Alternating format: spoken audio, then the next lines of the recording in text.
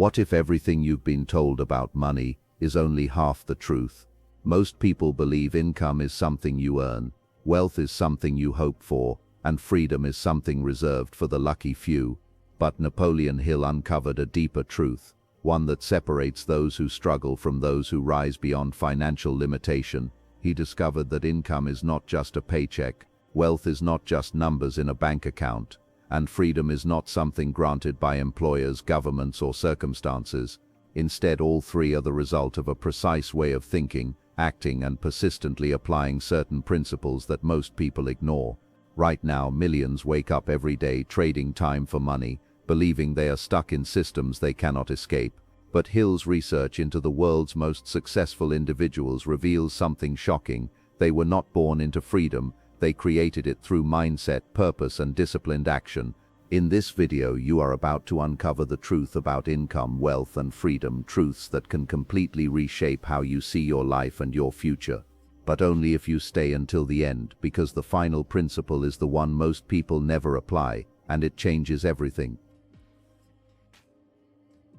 Lesson 1: Income follows value, not time. The fundamental misunderstanding of the modern workforce is the belief that a paycheck is a direct reimbursement for minutes spent sitting in a chair.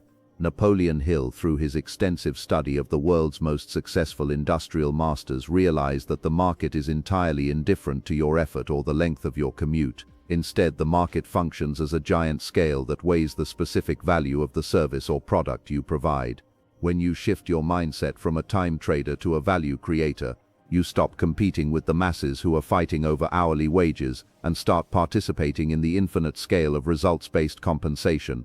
This transition requires a radical shedding of the industrial age conditioning that tells us a 40-hour work week entitles us to a specific standard of living, regardless of what we actually produce during those hours. To truly grasp this concept, one must look at the law of increasing returns. In many high-level professions, the actual physical work might take minutes, but the value of the decision made in those minutes is worth millions. A surgeon isn't paid for the hour they spend in the operating room. They are paid for the 20 years of preparation that allows them to perform that hour with precision. In the same way, a business owner is paid for the systems they build that solve problems for thousands of people simultaneously. If you are stuck in a cycle of trading time for money, you have a hard ceiling on your income because you only have 24 hours in a day. However, if you focus on increasing your skill set, your efficiency, and the scale of the problems you solve, your earning potential becomes detached from the clock. Value is often defined by the scarcity of the skill and the intensity of the need it fulfills. Hill argued that specialized knowledge is one of the primary pillars of wealth because it is rarer and more valuable than general knowledge. Most people spend their lives acquiring general information that makes them interchangeable in the eyes of an employer. To escape this trap, you must become the only person who can solve a specific problem in a specific way. This makes you a high-value asset. When you are indispensable, the market no longer dictates your price, you do. You must ruthlessly evaluate your daily tasks and ask, am I doing something that anyone could do with a week of training? Or am I creating something that requires a unique combination of my talents and expertise? Furthermore, the transition to value-based income requires an embrace of personal responsibility that most people find terrifying. When you are paid for your time, you are often shielded from the consequences of poor results. As long as you showed up, you get paid. When you are paid for value, you are essentially betting on yourself. This is why the wealthy often prefer commissions, profit sharing, or equity over a secure salary. They understand that by accepting the risk of no results, they also gain the reward of uncapped potential. They view themselves as a business of one, regardless of whether they are an employee or a founder. By focusing on the service rendered rather than the hours clocked, they naturally align themselves with the laws of economics that govern true wealth accumulation. Lesson 2: Wealth begins in the mind before it appears in reality. Napoleon Hill's most famous maxim, "Whatever the mind can conceive and believe it can achieve," is often dismissed as mere positive thinking, but it is actually a psychological blueprint for material manifestation. Wealth is an effect, and the cause is a specific type of consciousness. Before a single dollar is ever printed or a skyscraper is ever built, it exists as a cohesive thought in the mind of a creator. This mental image acts as a magnetic force that organizes your subconscious mind to recognize opportunities that others miss. Without a clear mental destination, the brain remains in a state of aimless wandering, reacting to external stimuli rather than proactively shaping its environment to match an internal vision. The process of building wealth in the mind involves more than just idle dreaming. It requires the development of a burning desire. Hill noted that the wealthy do not just wish for money, they possess a definite purpose that borders on obsession. This intensity of thought actually rewires the neural pathways of the brain, a concept we now understand through neuroplasticity. When you fix your mind on a specific financial goal and back it with an unwavering belief, you are essentially setting your reticular activating system, RAS, to filter for resources, people, and ideas that will help you achieve that goal. While the average person sees a recession as a disaster, the wealth-conscious individual, primed by their internal blueprint, sees it as a clearance sale on assets. One of the greatest obstacles to wealth is the poverty consciousness that many people inherit from their upbringing or environment. This is a mental state dominated by fear, lack, and the belief that money is a finite resource that can only be obtained through luck or exploitation. To become wealthy, one must perform a mental audit and identify these limiting beliefs. If you unconsciously believe that rich people are greedy or money is the root of all evil, your mind will sabotage your efforts to acquire it to protect your self-image. You cannot attract what you secretly despise. Therefore, the first form of capital you must acquire is not cash, but the mental conviction that you are capable of and entitled to, creating massive value and receiving massive compensation in return. This mental blueprint must be reinforced through the daily practice of autosuggestion. Hill taught that the subconscious mind is like a garden. It will grow whatever seeds you plant in it, whether they are weeds of doubt or flowers of prosperity. By constantly repeating your definite major purpose and visualizing the life you intend to lead, you bypass the critical, skeptical faculty of the conscious mind and reach the deeper layers of your psyche where your habits and automatic behaviors are stored. Eventually, your outer world begins to reorganize itself to match your inner conviction. It is not magic, it is the natural result of a mind that is no longer divided against itself, but is instead focused with laser-like precision on a single dominant objective. Lesson 3: Freedom requires controlled focus. In an era of hyper-distraction, the ability to control one's focus has become the rarest and most valuable commodity in the world. Napoleon Hill recognized that the primary difference between the leader and the follower is the mastery of the attention. Most people live in a state of reactive drift, allowing their energy to be hijacked by the latest headline, social media notification, or petty grievance. This fragmentation of focus is the ultimate form of mental slavery. True freedom is not the absence of work or the presence of leisure. It is the sovereign power to direct your mental and physical faculties toward a chosen goal without being swayed by the winds of external circumstance. Hill spoke at length about the definiteness of purpose as the starting point of all achievement. When a person lacks a definite goal, their energy is dissipated in a dozen different directions, resulting in mediocrity across the board. Conversely, when focus is narrowed to a single point, it gains the power of a laser that can cut through steel. This controlled focus allows an individual to enter what modern psychologists call the flow state, where productivity and creativity skyrocket. By eliminating the non-essential, you create the mental space required for deep work and strategic thinking. Wealthy individuals are often seen as ruthless with their time, but they are actually just being protective of their focus, knowing that it is the engine of their success. Controlled focus also involves the mastery of one's emotional state. Hill observed that the most successful people were those who could maintain their focus on their goal even in the face of temporary defeat or emotional turmoil.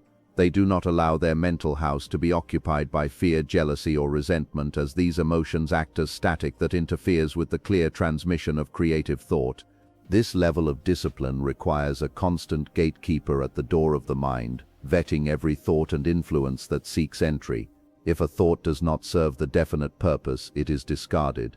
This is the essence of self-mastery, the realization that while you cannot control what happens in the world, you have absolute control over what you choose to focus on within it. The mastermind principle, another core tenet of Hill's philosophy, is essentially the amplification of focus through collaboration.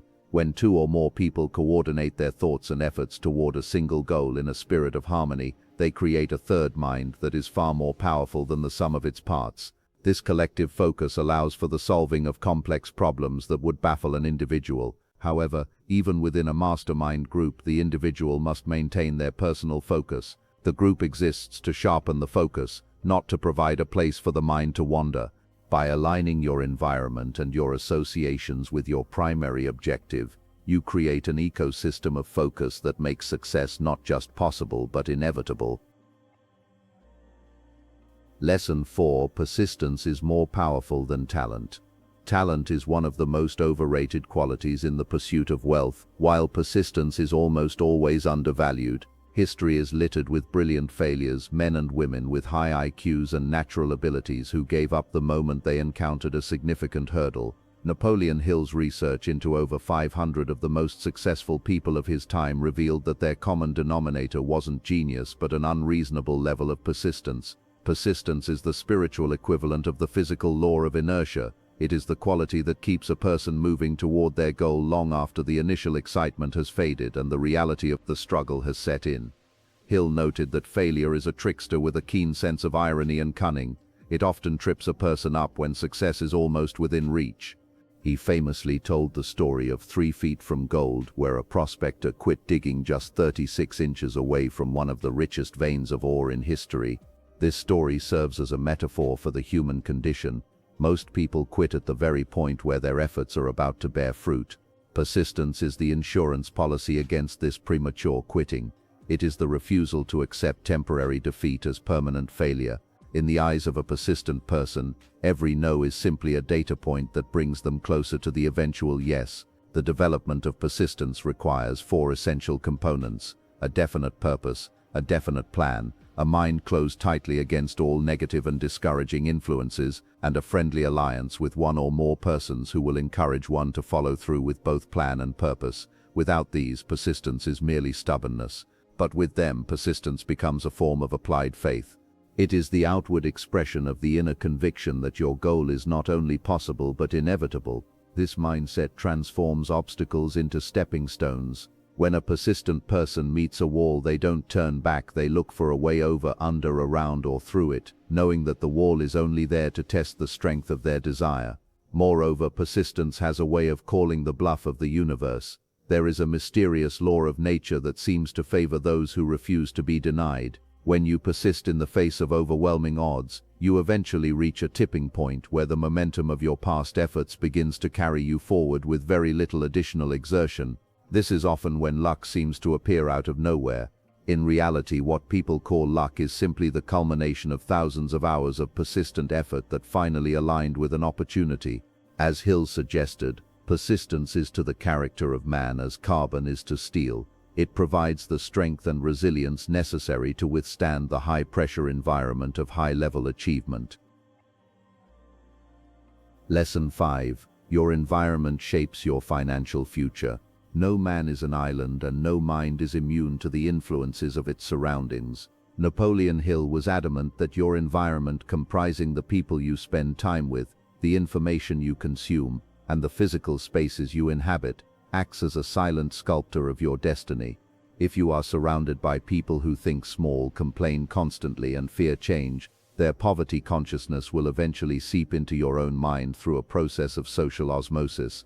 You may have the best intentions and the greatest plans, but if your environment is constantly dragging you back to the status quo, your progress will be agonizingly slow, if not impossible. The law of social gravity suggests that we tend to become the average of the 5 people we spend the most time with. This is not just a cliché, it is a psychological reality. Our peers set the norm for what is acceptable in terms of income, health, and ambition.